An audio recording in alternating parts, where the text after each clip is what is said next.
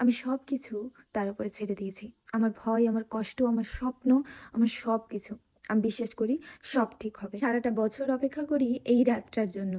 Mahashivratri, the most powerful night of devotion, silence and faith. আমি গত 2 বছর ধরে এই 4 প্রহরের পুজো করছি।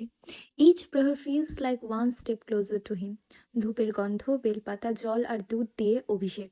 While offering everything, I silently offer my fears too. আমি জানি এখন যেটা আমি ফেস করছি, স্ট্রাগলস, মিসআন্ডারস্ট্যান্ডিং, ব্যাড সিচুয়েশনস, সব কিছু খুব সহজ না।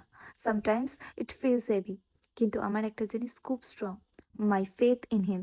আমি বিশ্বাস করি he sees everything, my hard work, my tears, my silent prayers.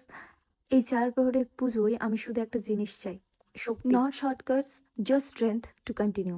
কারণ আমি জানি যা এখন খারাপ লাগছে, যা এখন আটকে আছে, one day everything will be fine. একদিন এই স্ট্রাগলগুলোই আমার স্টোরি হবে। One day this tears will be turn into blessings. আমার স্বপ্নগুলো, আমার ইচ্ছে এক এক করে বাস্তব হবে। হয়তো আজ না, হয়তো কালও না, বাট ডেফিনেটলি ওয়ান ডে।